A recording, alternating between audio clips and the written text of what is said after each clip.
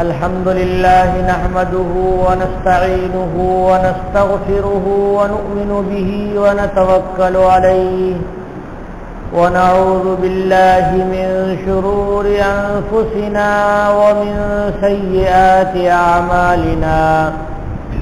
من يهده الله فلا مضل له ومن يضلله فلا هادي له ونشهد أن لا إله إلا الله وحده لا شريك له ونشهد أن سيدنا ومولانا محمدا عبده ورسوله وصلى الله تعالى عليه وعلى آله وأصحابه أجمعين. أما بعد فأعوذ بالله من الشيطان الرجيم. بسم الله الرحمن الرحيم. وإما نرينك بعض الذي نعدهم أو نتوفينك فإنما عليك البلاغ وعلينا الحساب.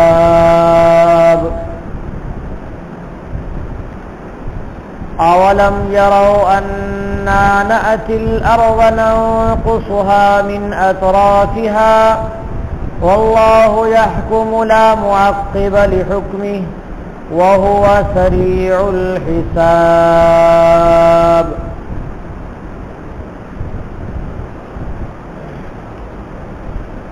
برادران گرامی قدر،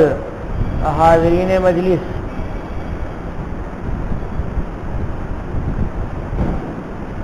اللہ کے نبی جناب محمد رسول اللہ صلی اللہ علیہ وسلم نے دعوت کا کام تنے تنہا شروع فرمایا.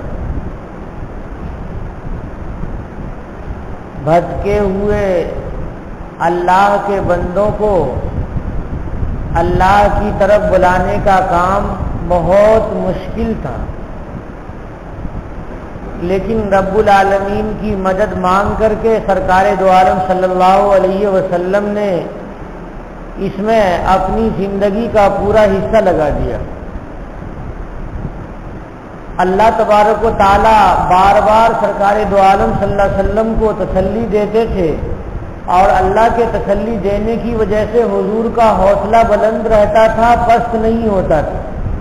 لوگوں کی گالیوں کی وجہ سے اور لوگوں کے ستانے کی وجہ سے، لوگوں کی مخالفت کی وجہ سے،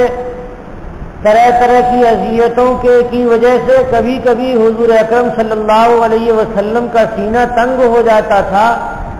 اور آپ پریشان ہو جاتے تھے، تو اللہ تبارک و تعالیٰ تسلی دیا کرتے تھے. جگہ جگہ آیتوں میں اللہ تعالیٰ نے رسول اللہ صلی اللہ علیہ وسلم کو تسلی دی ہے، اور اللہ ہمیشہ وعدہ فرمایا کرتے تھے کہ یہ کفار ذلیل ہوں گے، ان کفار کو عذاب اللہ کا گھیر لے گا اور یہ کامیاب نہیں ہو سکتے ہیں. اسلام ہی بلند رہے گا اور مسلمان ہی اونچے رہیں گے.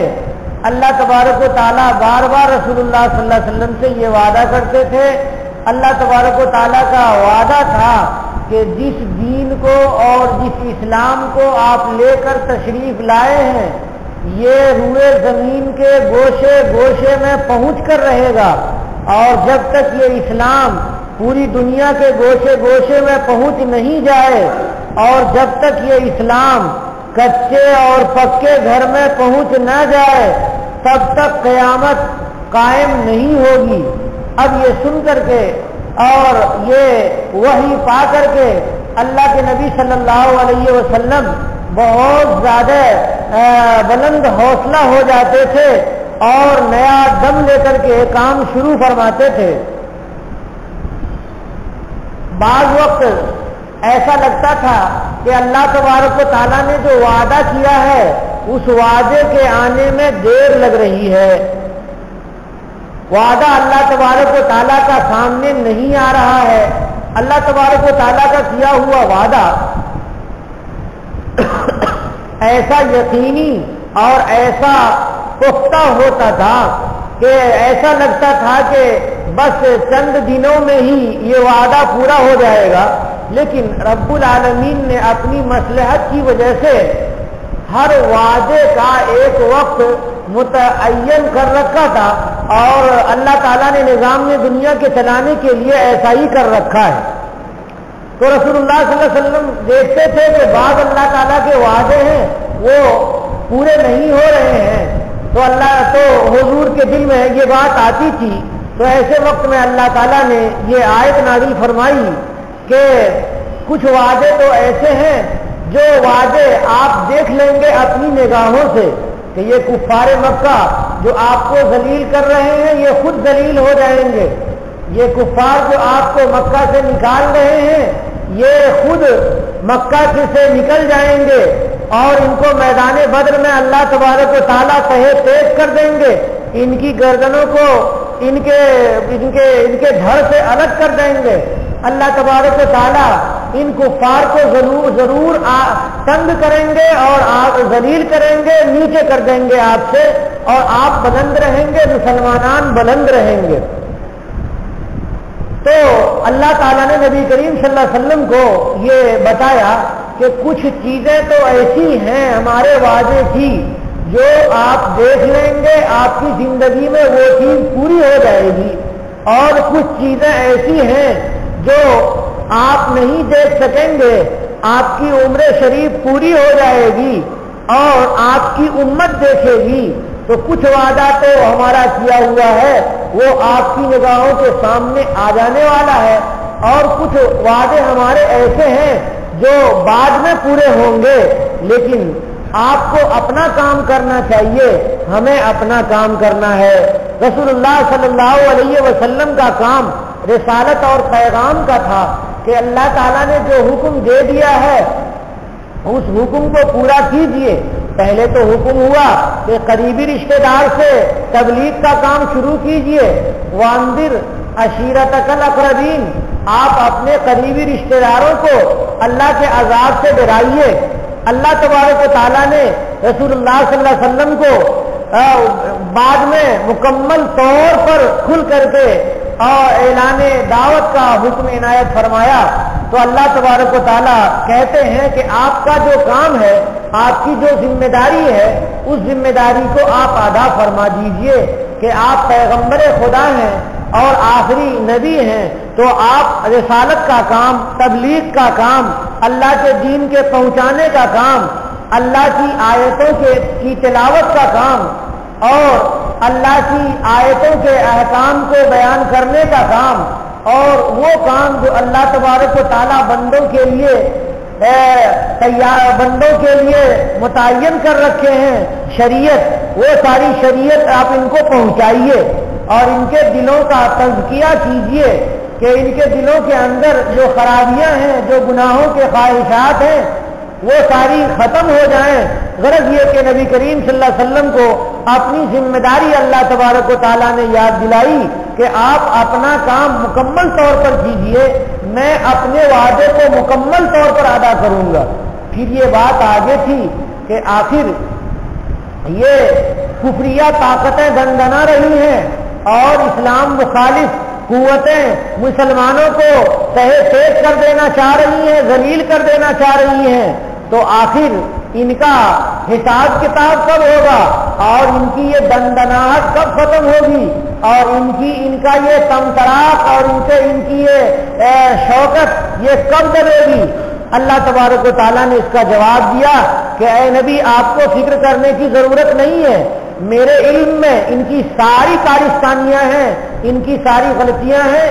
میں مرنے کے بعد ان کے ایک ایک کرتوت کا حساب لوں گا اور وہ ہمارے یہاں ہی آئیں گے لوٹ کر کے، کہیں اور نہیں جا سکتے ہیں۔ چنانچہ اللہ تبارک و تعالیٰ کی آیتوں کو تلاوت کیجیے، فرماتے ہیں وَإِمَّا نُرِيَنَّكَ بَعْضَ الَّذِي نَعِدُهُمْ أَوْ نَتَوَفَّيَنَّكَ فَإِنَّمَا عَلَيْكَ الْبَلَاغُ وَعَلَيْنَا الْحِسَابُ۔ 4 باتیں بیان کی اللہ تعالیٰ نے۔ پہلی بات یہ بیان کی کہ بے شک یا تو ہم آپ کو دکھائیں گے ضرور بھی ضرور بعد اس چیز کو جس کا ہم نے وعدہ کیا ہے، یعنی ہمارا وعدہ ہے کہ اسلام کی بلندی ہم دکھائیں گے، ہمارا وعدہ ہے کہ یہ کفار کی ذلت آپ کو دکھائیں گے، ہمارا وعدہ ہے کہ مسلمان بلند ہوں گے، اور ہمارا وعدہ ہے کہ آپ کے رہتے ہوئے اس روئے زمین پر اسلامی حکومت قائم ہوگی۔ چنانچہ مدینہ پاک میں اللہ کے نبی صلی اللہ علیہ وسلم کی قیادت میں ایک عظیم ترین حکومت کی اور بے مثال ایک بنیاد رکھی کہ ایسی مثال دنیا نہ تو پیش کر سکتی تھی اور نہ تو آئندہ پیش کر سکتی ہے۔ تو اللہ کہتے ہیں کہ ہم ضرور ان وعدوں کو ہم دکھائیں گے جو ہم نے آپ سے وعدہ کر رکھا ہے، اور یہ جو کفار ہیں یہ ابھی آپ کے اوپر چھائے ہوئے ہیں، لیکن ایک وقت ایسا آئے گا کہ یہ آپ کے پاس جھک کر کے جائیں گے ملنے کے لیے اور آپ سے یہ دب جائیں گے۔ جیسے کہ میں نے بتایا تھا کہ مکہ مکرمہ میں حضور کے نکلنے کے بعد قحط سالی آ گئی، خطرناک قسم کی قحط سالی آ گئی۔ ان لوگوں نے شعب ابی طالب نے رسول اللہ صلی اللہ علیہ وسلم کو قید کر دیا تھا اور حضور کے پورے خاندان کو ستایا تھا، یہاں تک کہ کھانے پینے کی چیزیں ختم ہو گئی تو درخت کے پتے چبانے پڑ گئے تھے اور بہت ساری اذیتیں اٹھانی پڑ گئی تھی۔ لیکن اللہ تبارک و تعالیٰ کی گرفت کب آئی مکہ والوں پر؟ اس وقت آئی جب رسول اللہ صلی اللہ علیہ وسلم مکہ سے ہجرت کر کے، اور اپنی مرضی سے نہیں، مجبور ہو کر کے ہجرت کر کے آپ مدینہ پاک تشریف لے گئے تھے۔ نبی کریم صلی اللہ علیہ وسلم جب مکہ مکرمہ سے نکل رہے تھے تو بار بار اپنی نگاہوں کو گھما کر کے اور شہر مکہ کو دیکھتے تھے اور کہتے تھے اے مکہ تو میری جائے پیدائش ہے، اے مکہ تجھ سے میں محبت کرتا ہوں، لیکن تمہارے اندر رہنے والے لوگوں نے مجھے آج مجبور کر دیا ہے کہ میں اپنے خاندانوں کو چھوڑ کر کے اور اپنی جائے پیدائش کو چھوڑ کر کے اور اپنے محبوب ترین اپنے خاندان اور گھر کو چھوڑ کر کے اور سب سے زیادہ بیت اللہ کو چھوڑ کر کے، کہ جو بیت اللہ پوری کائنات کا مرکز ہے، پوری کائنات کی سجدہ کا رخ ہے اور پوری کائنات کی محبت کا مرکز ہے، اللہ تبارک و تعالیٰ کی تجلیات اور اللہ تبارک و تعالیٰ کی برکات اور اللہ تبارک و تعالیٰ کی خصوصی رحمتوں کے نازل ہونے کی جگہ ہے، اس کو بھی میں چھوڑ کر کے جا رہا ہوں۔ حضور اپنے دل کو تھام کر کے مجبور ہو کر کے مدینہ پاک تشریف لے گئے تھے، لیکن ایک وقت ایسا آیا کہ حضور فتح مکہ کے وقت میں تشریف لا رہے ہیں مکہ مکرمہ میں، اور سارے کے سارے بڑے بڑے سورما جو کفریہ طاقتوں کے بہت بڑے ستون مانے جاتے تھے، وہ لوگ اپنے اپنے گھروں میں دبک گئے اور اپنے اپنے گھروں میں دروازے انہوں نے بند کر لیے کہ آج محمد چھوڑیں گے نہیں اور آج محمد کے ساتھی ہمیں تہے تیغ ضرور کر دیں گے، آج ہماری عزت کا نہیں بلکہ ذلت کا دن ہے۔ بہت زیادہ گھبراہٹ میں پورا مکہ مبتلا تھا۔ اکرمہ جو ابو جہل کا بیٹا تھا وہ بھاگ لیا وہاں سے اور بھاگا مکہ مکرمہ سے باہر چلا گیا، لیکن جب رسول اللہ صلی اللہ علیہ وسلم نے اعلان کیا کہ آج میں وہی اعلان کرتا ہوں جو اعلان ابو حضرت یوسف علیہ السلام نے اپنے بھائیوں سے کیا تھا، لا تثریب علیکم اليوم، تم لوگوں کے اوپر آج کوئی گرفت نہیں ہے، کوئی انتقام نہیں لوں گا میں، اور جو آدمی اپنے گھر کا دروازہ بند کر لے اس کو بھی میں کچھ نہیں کہوں گا، اور جو آدمی بیت اللہ شریف میں آ جائے اس کو بھی میں کچھ نہیں کہوں گا، اور جو آدمی اسلام میں اپنے من سے داخل ہونا چاہے تو ان سب کا استقبال ہے۔ رسول اللہ صلی اللہ علیہ وسلم نے یہ بھی کہا کہ جو ابو سفیان کے گھر میں داخل ہو جائے اس کو بھی امن ہے، اور جو جس طرح سے امن چاہے امن ہی امن ہے۔ آج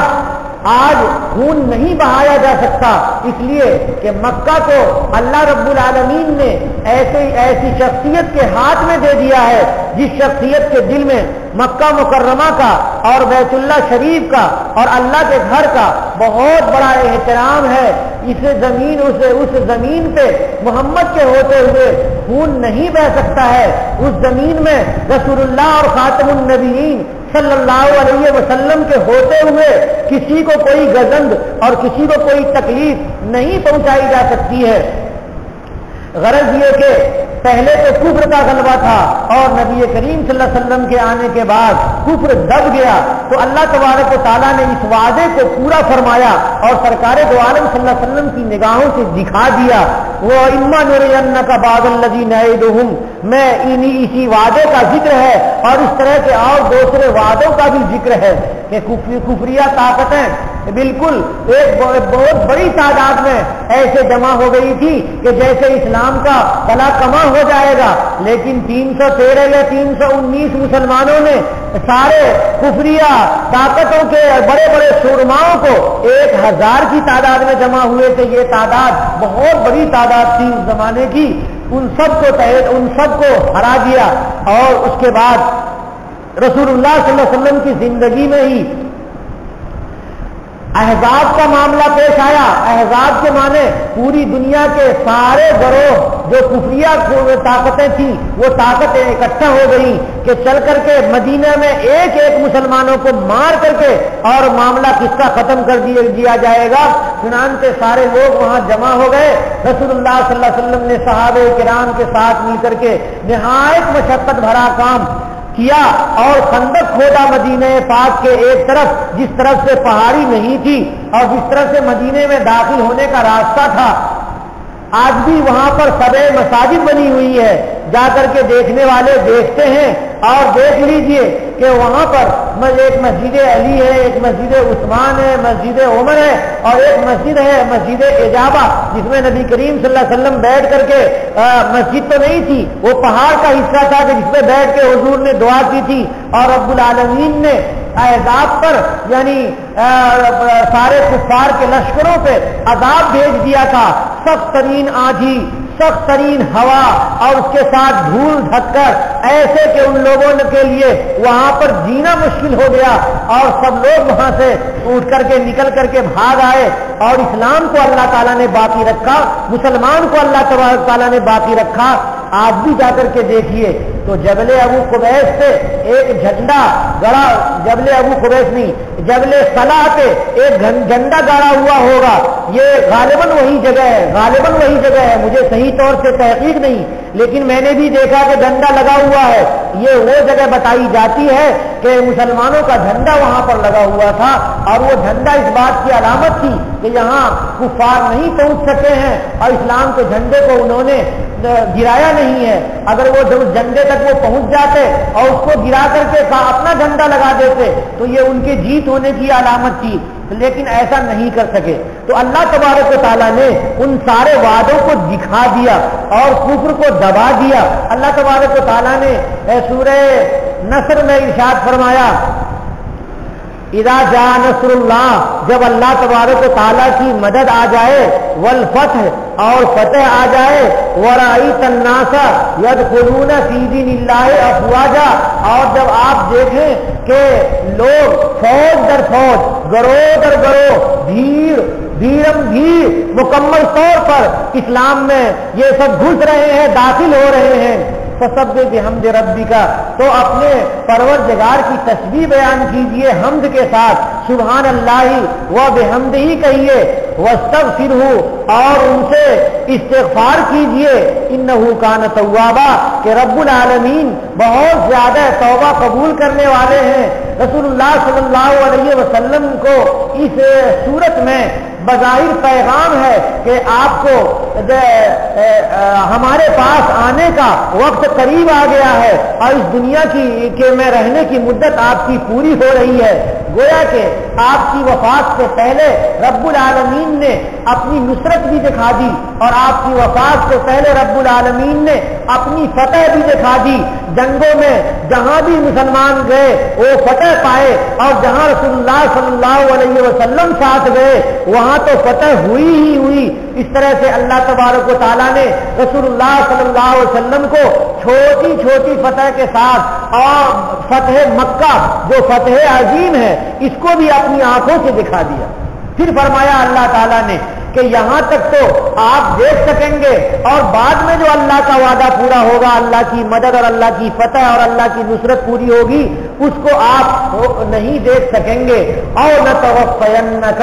یا یہ کہ ایسا ہوگا کہ آپ کی ہم ضرور وفات دے دیں گے اور اس کے بعد ہم اپنے وعدے دکھائیں گے، اور وہ وعدہ دیکھنے والے آپ کے صحابی ہوں گے، وہ وعدہ دیکھنے والے آپ کے تابعی ہوں گے، وہ وعدہ دیکھنے والے آپ کے بعد میں آنے والے قیامت تک آنے والے مسلمان ہوں گے۔ چنانچہ دیکھا گیا کہ حضرت ابو بکر کے زمانے میں بھی اسلام پھیلا اور حضرت عمر کے زمانے میں بھی اسلام پھیلا، اور تھوڑی دور تک نہیں بلکہ دنیا کی 1/3 تک حضرت عمر رضی اللہ تعالیٰ عنہ کے وقت میں اسلام پھیل گیا۔ اور ہم اور آپ خوش قسمت ہیں کہ حضرت عمر کے زمانے میں ہی ایک صحابی آئے تھے، اور وہ صحابی اپنے ہندوستان میں بروز کے مقام میں، جس کو بھروز کہا جاتا ہے آج، وہاں انہوں نے دریا پار کیا، عمان کی طرف سے وہ دریا آتا ہے سمندر کا حصہ، اور وہاں آ کر کے انہوں نے ہندوستان کا جائزہ لیا تھا اور جا کر کے رپورٹ دی تھی کہ وہ ایسا علاقہ ہے، ایسا علاقہ ہے، لیکن اس وقت فتح وغیرہ کا اور ادھر آنے کا موقع نہیں تھا، لہذا صرف رپورٹ ہی گئی تھی کہ وہاں بھی اسلام پہنچنے کی ضرورت ہے اور زمین ایسی ایسی ہے کہ اگر کفر نے مقابلہ کیا تو ہو سکتا ہے کہ ہمیں پریشانی پیدا ہو۔ تھوڑے دنوں کے بعد پہلی ہی صدی ہجری میں پھر آئی، پھر وہاں سے یعنی عرب سے لوگ آئے اور ہندوستان کی طرف آئے، کچھ تجارت وغیرہ کرنے کے لیے بھی آئے۔ پھر اس کے بعد حجاج ثقفی کے زمانے میں اللہ تبارک و تعالیٰ نے باضابطہ طور پر یہاں پر مبلغین کو اور تابعین کو بھیجا، اور وہ آئے اور انہوں نے اسلام کو پھیلایا۔ ایک قبر ہے یہاں جمبوسر کے قریب میں ہے، اور وہاں سب تابعین کی قبر ہے، ان کا نام سبی ابن عمرو یا عمرو ابن سبی ہے۔ ان کی قبر بھی بتائی جاتی ہے کہ وہاں سمندر کے کنارے ان کی قبر تھی، اور اس جگہ تو معلوم ہے لوگوں کو، لیکن حقیقت میں قبر دکھتی نہیں ہے۔ بعض لوگ کہتے ہیں کہ سمندر کا پانی جب آگے بڑھا تو قبر اندر کو چلی گئی، تو تبع تابعین کی نے بھی اسلام کو پہنچانے کے لیے اپنی ساری طاقت اپنے صرف کر دی اور اسلام یہاں تک پہنچا۔ ایک جگہ ہے، اس جگہ کا نام ہے فرجہ۔ فرجہ کے بارے میں لوگ بتاتے ہیں کہ صحابہ کرام یا تابعین کی جو کشتی لگی تھی تو کشتی روک کر کے اترنے کی جگہ کہیں نہیں مل رہی تھی، یہ پہاڑ اونچے اونچے پہاڑ سے، اب کشتی رکے تو اوپر کیسے چڑھے اور اترے کیسے، تو بڑی مشکل سے گھومتے گھومتے ایک جگہ کشادہ جگہ ملی اور وہاں پر اترنے کا ان کو موقع ملا، تو کسی نے کہا تھا کہ ہاذہی فرجہ، یہاں پر کشادہ زمین ہے، تو اس جگہ کا نام ہی فرجہ رکھ دیا گیا۔ تو خیر القرون سے اللہ تبارک و تعالیٰ نے ہمارا خیال فرمایا، ہمارے آباء و اجداد تک اسلام پہنچا، بھروس میں اسلام آیا، اور ادھر کیرلا کی طرف صحابہ کرام آئے، اور ادھر سندھ کی طرف بھی صحابہ کرام آئے اور تابعین آئے، انہوں نے ہم تک ایمان کو پہنچایا اور اسلام کو پہنچایا۔ ہمارے آباء و اجداد بڑے خوش قسمت تھے، اور ان کے ساتھ ساتھ ہم لوگ بھی بڑے خوش قسمت ہیں کہ ان لوگوں نے کہ اللہ کے دین کو، اللہ کی دعوت کو قبول کیا۔ اگر اللہ کی دعوت قبول نہ کرتے تو آج ہم اتنے اچھے ماحول میں کتاب اللہ کو نہیں پڑھ سکتے تھے، اور ہم روزہ اور نماز کو نہیں سمجھ سکتے تھے، جنت اور جہنم کو ہم نہیں سمجھ سکتے تھے۔ یہ جو چیزیں ہیں اسلام کو اللہ تعالیٰ نے جو پہنچایا ہے، سارے جزائر پہ پہنچا دیا اللہ تبارک و تعالیٰ نے۔ اللہ تبارک و تعالیٰ نے اسلام کو کہاں کہاں تک نے پہنچایا ہے۔ آج روئے زمین پر گھومنے والا اور سیر و تفریح کرنے والا یا کسی تجارتی اغراض سے جانے والا جانتا ہے کہ جہاں آپ جائیں گے وہاں کلمہ پہنچا ہوا ہے، جہاں آپ جائیں گے وہاں پر اللہ کا دین پہنچا ہوا ہے، جہاں جائیں گے وہاں اسلام کی روشنی پہنچی ہے، سرکار دو عالم صلی اللہ علیہ وسلم کا فیض پہنچا ہوا ہے۔ اور اس سے اور بھی زیادہ خوشی کی بات ہے ہمارے دیوبندیوں کے لیے کہ اللہ تبارک و تعالیٰ نے دارالعلوم دیوبند کے فیض انگریز کو پوری دنیا میں پھیلا رکھا ہے. آج جس جزیرے پہ اور جس جگہ بھی جو آدمی گیا وہاں دارالعلوم دیوبند کا فاضل ضرور ملا یا دارالعلوم دیوبند کے فاضل کا سے تربیت یافتہ ضرور ملا. اللہ تبارک و تعالیٰ نے اس ادارے کو بھی قبولیت عطا کی کہ پوری دنیا میں اس کے ذریعے سے تبلیغ ہوئی. یہ سب چیزیں کیا ہیں؟ یہ رسول اللہ صلی اللہ علیہ وسلم سے اللہ تبارک و تعالیٰ نے وعدہ کیا تھا کہ ہم اپنے وعدے کو آپ کی وفات کے بعد دکھائیں گے. تو یہ 1400 سال گزر جانے کے بعد اللہ تبارک و تعالیٰ رسول اللہ صلی اللہ علیہ وسلم سے جو وعدہ کیا تھا اس وعدے کو دکھا رہے ہیں. او نتوفینک، یا ہم آپ کو وفات دے دیں گے اور آپ کی وفات کے بعد وعدے کو ہم دکھائیں گے. فإنما علیک البلاغ. تیسری بات اللہ تبارک و تعالیٰ نے بیان فرمائی کہ اے نبی آپ کا کام تبلیغ ہے. انما علیک البلاغ، بلاغ کے معنی تبلیغ. سلام اور بلاغ یہ باب تفعیل کا مصدر ہے، یعنی آپ کے اوپر تو تبلیغ ہے، آپ کے اوپر تو پہنچا دینا ہے اس پیغام کا جو پیغام اللہ نے آپ کو دیا ہے، چاہے وہ وحی مطلوع کی شکل میں ہو، قرآن پاک کی شکل میں ہو، چاہے وہ احادیث نبوی کی شکل میں ہو. اللہ تبارک و تعالیٰ نے آپ کو آپ کی ذمہ داری سونپی ہے اور وہ ذمہ داری آپ کو پورا کرنا ضروری اور لازم ہے. فإنما علیک البلاغ. تیسری بات پوری ہوئی. چوتھی بات اللہ نے فرمایا وہ علینا الحساب، ہمارے اوپر حساب کتاب ہے. یعنی یہ جو کفار آپ کو تنگ کر رہے ہیں اور ستا رہے ہیں اور آپ کے ساتھ لا ایمان لانے والے مومنین کو اذیتیں پہنچا رہے ہیں، ان کی ایک ایک کام کو اور ایک ایک شرارت کو ہم نے نوٹ کر رکھا ہے اور ان کے دائیں بائیں جو فرشتے ہیں وہ سارے نوٹ کر کے رکھے ہوئے ہیں. اور قیامت کا جب میدان محشر کا جو وقت آئے گا تو اس وقت وہ سارے رجسٹر کھول دیے جائیں گے اور ہم بلائیں گے کہ اے کافر، اے فلاں، تو نے محمد کو کیوں ستایا تھا؟ اے فلاں، تو نے محمد کے ساتھیوں کو کیوں ستایا تھا؟ اے فلاں، تو نے اسلام کے کلمے کو کیوں روکا تھا؟ اے فلاں، تم نے اللہ کی مخالفت کیوں کی تھی؟ تم نے شرک کیوں کیا تھا؟ تم نے واحد وحدہ لا شریک لہ کو چھوڑ کر کے لات اور حبل اور عزا اور منات ان سب کو خدا کیوں مان لیا تھا؟ ان سب کا حساب ہمارے ذمہ ہے. وہ علینا الحساب، ہم حساب لیں گے ان لوگوں کا، یعنی ایک ایک شرارتوں کا حساب لیں گے. اور حساب لینے کا مطلب مفسرین لکھتے ہیں کہ ہم سزا دیں گے. اس کے بعد اللہ کے نبی صلی اللہ علیہ وسلم کو اللہ تبارک و تعالیٰ کہتے ہیں کہ اے نبی آپ دیکھ نہیں رہے ہیں کہ کافروں کے لیے زمین تو بھری ہوئی تھی، بڑھی ہوئی تھی اور بھری ہوئی تھی، یعنی کفر سے زمین بھری ہوئی تھی. لیکن جب آپ تشریف لائے اور آپ نے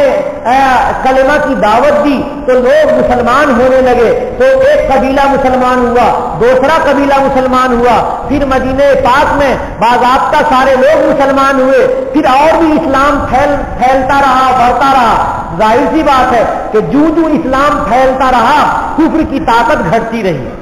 اسلام پھیلتا رہا اور کفر کی طاقت گھٹتی رہی. آج ہم لوگوں کے لیے سمجھنا مشکل نہیں ہے. ہم الیکشن ہوتا ہے، گنتی ہوتی رہتی ہے تو ایک گول دائرہ بنا ہوا ہوتا ہے، اس میں ایک طرف پیلا رنگ رہتا ہے، ایک طرف ہرا رنگ رہتا ہے یا کوئی اور پنک کلر ڈال دیتے ہیں. اس میں دیکھتے ہیں کہ ایک آدمی کو 40% ووٹ ہے اور دوسرے کو 60% ہے. تو جب یہ 41% ہوتا ہے تو یہاں 60 کے بجائے یہ 59 ہو جاتا ہے، اور جب ادھر سے 50% بڑھتا ہے تو یہ بھی 50 ہو جاتا ہے. جب وہ ادھر سے بڑھ کر کے 60 ہو جاتا ہے تو یہ 40 ہو جاتا ہے گھٹ کر کے. تو اللہ تبارک و تعالیٰ ارشاد فرماتے ہیں کہ آپ دیکھتے ہیں کہ ہم اسلام کو پھیلا رہے ہیں تو کفر کی طاقت سکڑ رہی ہے، کم ہو رہی ہے، گھٹ رہی ہے، اور اسلام پھیل رہا ہے. اس کے پھیلنے کو اور گھٹنے کو اللہ نے جو تعبیر کیا ہے نہایت شاندار تعبیر ہے. اولم یرو، کیا یہ کفار دیکھ نہیں رہے ہیں؟ انا ناتی الارض ننقصها، کہ ہم زمین کو گھٹاتے چلے جا رہے ہیں. کیا کر رہے ہیں ہم زمین کو گھٹاتے چلے جا رہے ہیں. من اطرافها، زمین کے گوشے گوشے سے، یعنی جہاں جہاں اسلام آ رہا ہے وہاں وہاں کفر ختم ہو جا رہا ہے، جہاں جہاں روشنی آ رہی ہے وہاں وہاں تاریکی چھٹ جا رہی ہے۔ اللہ تعالیٰ فرماتے ہیں واللہ یحکم لا معقب لحکمہ، اللہ فیصلہ کرتے ہیں، کوئی اور فیصلہ نہیں کرتا ہے۔ اللہ تبارک و تعالیٰ کے فیصلے کو کوئی رد نہیں کر سکتا، اللہ کے فیصلے کا کوئی پیچھا نہیں کر سکتا، اللہ کے فیصلے کو کوئی ٹال نہیں سکتا۔ اگر کوئی ٹالنا چاہے تو یہ حماقت ہے اس کا چاہنا، اور ارادہ کرے تو یہ اس کا ارادہ کرنا حماقت ہے۔ اللہ فرماتے ہیں کہ اللہ جو فیصلہ کر رہے ہیں وہ آپ کو دکھا رہے ہیں کہ آپ کے زمین پہ ہوتے ہوئے، رسول اللہ صلی اللہ علیہ وسلم کو خطاب ہے کہ آپ کے ہوتے ہوئے اسلام کی طاقت بڑھ رہی ہے اور کفر کی طاقت گھٹتی چلی جا رہی ہے۔ کیوں ہو رہا ہے؟ یہ اللہ کے چاہنے کی وجہ سے اور اللہ کے حکم کی وجہ سے آپ نے ارادہ کیا، اس میں اللہ نے برکت دی، صحابہ کرام نے جہاد کیے، رب العالمین نے برکت دی اور اسلام پھیلا پھولا بڑھا۔ وَهُوَ سَرِيعُ الْحِسَابِ، اور اللہ تبارک و تعالیٰ جلد حساب لینے والے ہیں۔ حساب لینے میں رب العالمین اتنے تیز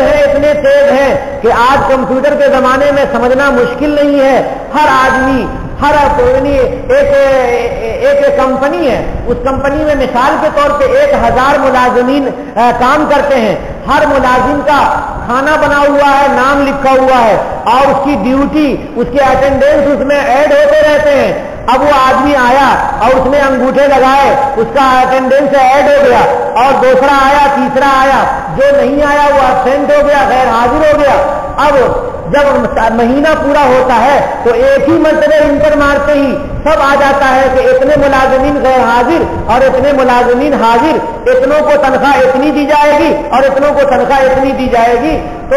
یہ تو انسان کا بنایا ہوا کمپیوٹر ہے کہ جو اتنا جلدی حساب کرتا ہے۔ جب کمپیوٹر آیا تھا تو اس میں لکھنے کا سسٹم کم تھا، صرف حساب کتاب کا کام زیادہ ہوتا تھا، تو اس لیے اس کو عربی زبان میں الحاسب العالی کہتے تھے، یعنی خودکار حساب کرنے والی مشین۔ تو اللہ تبارک و تعالیٰ کی جو مشین ہوگی وہ تو کتنی تیز ہوگی تصور نہیں کر سکتے ہیں۔ کہتے ہیں کہ پوری کائنات کے انسانوں کا حساب صرف آدھے دن میں ہو جائے گا، جیسے دنیا کا آدھا دن کتنا ہوتا ہے اتنے میں ہو جائے گا، ایک دوپہر میں سارا کا سارا کام ہو جائے گا۔ جیسے صبح 6 بجے سورج شروع ہو جائے تو 12 بجے تک ہی سارے لوگوں کا کام 6 گھنٹے میں پوری کائنات کا حساب اللہ تبارک و تعالیٰ کر دیں گے۔ اور یہ آج ہمارے لیے سمجھنا مشکل نہیں، ہر انسان ہے وہ کیا کرتا ہے، وہ